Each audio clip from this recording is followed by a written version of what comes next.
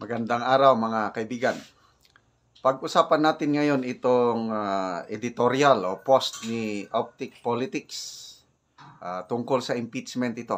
Ang title is The Shield Impeachment, a Political Death Sentence for Marcos Allies by Optic Politics, February 6, 2005.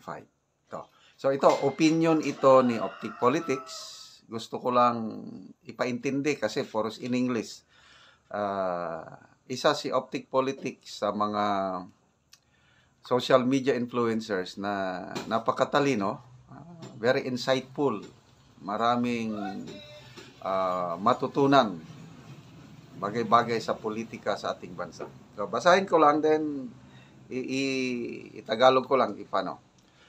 The Senate's decision to adjourn without taking up the impeachment trial of Vice President Sara Duterte is more than just a procedural delay. It is a strategic failure for Speaker Martin Romualdez and his camp. Okay. Nagkaroon po ng problema sa Senado. Kahapon, inapura yung impeachment na pagdating sa Senado, hindi na impormahan ang mga senador na nandun sa plenary session na dumating na pala yung impeachment case. So, para gagalaw na, para uusad na ang impeach ni VP Sara, dapat sana natalakay ng mga senador yung impeachment. Kaya lang, yung naka-receive sa impeachment endorsement o complaint, hindi niya nainformahan kaagad ang mga senador. Kaya nag-adjourn ang mga senador na hindi natalakay. So, according to Senate rules, sa June 2 na nila ito tatalakayin ang So, mayroong gap ngayon. February, March, April, May, June. 4 na buwan ang gap. So, sinasabi ni Optic Politics, it's not just a procedural delay. It is a strategic failure for Speaker Martin Romualdez and his camp. So, nasa inyo kung anong masasabi nyo. It is a setback, sabi ni Optic Politics. Bakit it's a setback o strategic failure? By pushing the impeachment at breakneck speed in the House of Representatives, Romualdez and his allies exposed their desperation, but the Senate's inaction until June 2, 2005 has effectively frozen their plans in the world of Philippine politics where momentum is everything. This long delay would mark the beginning of the end of those who aligned themselves against Duterte. So, sa ngayon, ang momentum nasa kampo ni Speaker Martin Romualdez. Kasi, grabe, parang surprise attack. Pag nagkaroon ng surprise attack, dapat i-exploit mo yung advantage mo dahil na-surprise sa yung kalaban . So, kung natalakay sana yung impeachment sa plenary session ng Senado at tuloy-tuloy na, magkakaroon na ng trial, yon, may momentum na ngayon itong grupo ni Speaker Martin Romualdez. Ngayon, na-break yung momentum, yung para ba sa basketball? Pag yung kalabang team, ganda na ng performance, shoot na ng shoot, ang ginagawa ng coach, time out. Anong purpose ng time out? Para i-break yung momentum. Okay? So, nagkaroon ng timeout. Itong timeout, 4 months na timeout, itong impeachment trial ni VP Sara. So, Sara Duterte is still the Vice President, is still a force to reckon with.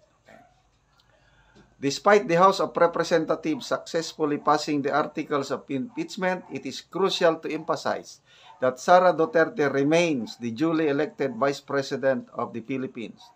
Impeachment in the House does not equate to removal. Under the Constitution, a two-thirds vote in the Senate is required to convict her and strip her of her office.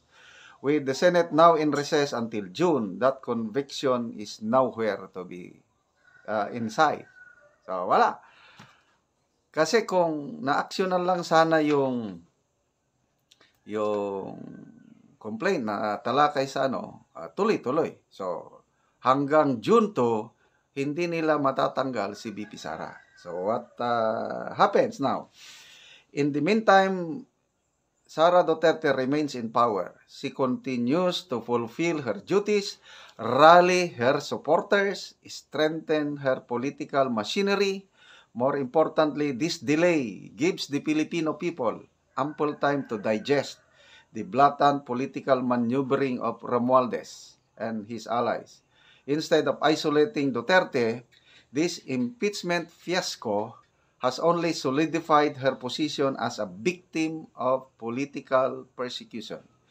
The narrative is crystal clear. Romualdez is using every dirty trick in the book to eliminate a formidable 2028 presidential contender.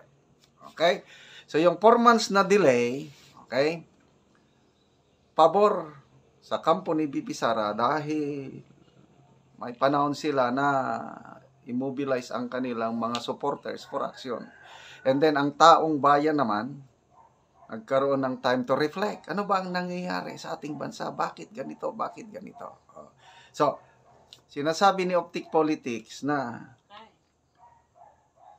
ang talagang pakay ng kampo ni Romualdez is to eliminate VP Sara dahil siya yung pinakamalakas na kandidato sa 2028. So, ito, i-summarize ko na lang ha. Medyo mahaba itong article ni Optic Politics.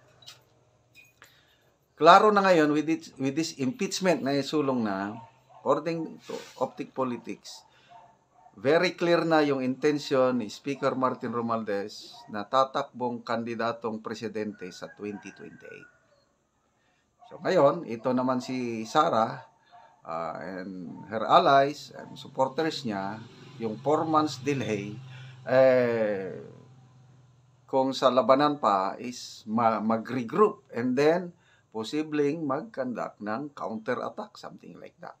So, ulitin ko, ang summary nito is tong impeachment fiasco, yung nagkabulbol na delay ng 4 months, it is a strategic failure on the part sa kampo ng Speaker of the House. Okay? So, comment kayo kung mo-agree kayo itong opinion ni Optic Politics. Mine is just elaborate para maintindihan nyo kung anong nangyari.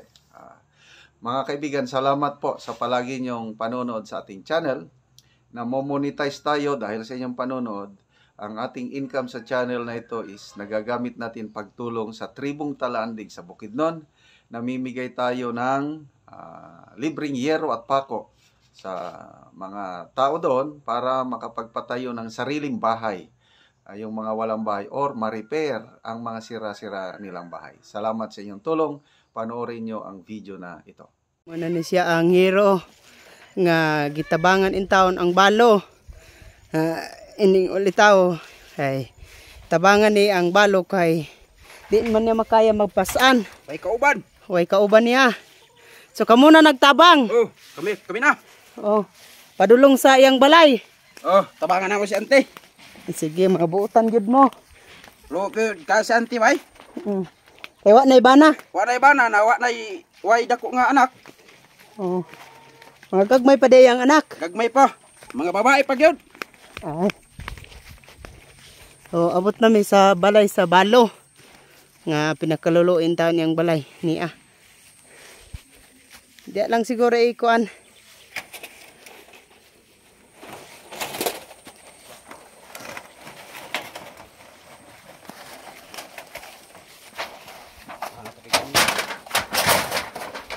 Na may tubig.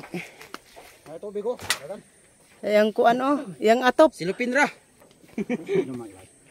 Oh. Oh, nayabo na ang tubig. Oh, luoy gid kayo. Luoy ang kuan. Mm. Iba na nga babae. Babaeng balong. Luoy kayo. Maayong buntag ante. May buntag sa Oo. Ante na tagaan na kaabot na imong hero to ana. salamat. Oo. Oh, gitabangan na ka sa kuan na kay nang ulitaw, naluoy daw sa imuha. Ante unsa man imong ikasulti ante nang natabangan na kagero? Dako ako, Og lansang og pako. dako ako pagpasalamat sa Ginoo nga gidungog niya akong pagampo nga gitabangan ko niya sa pagampo nga matagaan ko og yero daw pako. Ta ako pinakaluluoy byuda way mo tabang sa ako daw sa nagtan-aw YouTube daw sa nagbidyo sa gihatag sa Ginoo nga tao nga iyang pa kon sa akong balay. Hmm. So, biyuda na ka ante. Pila na katuig ante sa imong pagkabiyuda? 8 na. 8 na katuig. Oh, mo na ni ang imong balay in town luoy kaayo. So, pila ka buok imong anak ante nga imong sinuportahan sa pagpaeskwela? Duha. Duha ka buok. Isa ka buok lalaki. Oo, unsa man ang imong trabaho ante? Ay, gamusura ko. Musura ka. Nadlaw. Pila po ang adlawan? 200. Sa isa ka semana kapila ka makapanginadlaw. Murag ika upatra. Kaupatra. So 800 ra. O masigo na ba na sa imong eskwela og sa imong mga pagpanginabuhi ninyo? Murag kung ako pabuton ana. Murag dili gyud, kulang gyud. Kulang ang inyong pangonsumo. Oh, ang pagbalay nimo ane ante unsaon man nimo ane? Magpatabang ko sa akong mga paumangkon kay ako di man ko kabalo magbalay. Di ka kabalo. Lisod gyud ba? Lisod kayo nga byuda ta kay wag gyud makasupport sa ato Lagi ba? Kanang round temperante kinsa may nagakot ane? Ako ra ana nagkuan, ang uban ako ana gisuhol na ko, ang uban ako ra gyud na. Ikaw ra nagdaginot. Lagi ba? Kini siya. Luoy gid kaayo. Mo ni makaloloy. Luoy gid kaayo. Luoy gyud ni. Oo. So kita gyud nato nga sitwasyon luoy kayo. Luoy gid kaayo. Oh, karon ante arang-arang naman nga natagaan na kagero. So tan-aw kanina nako ang imong atop na gyud niya si Lupin. O makuan ra gyud na siya. Sige ante. Mura to, salamat. Daghan salamat sad sa inyo daw sa Ginoo. Oo.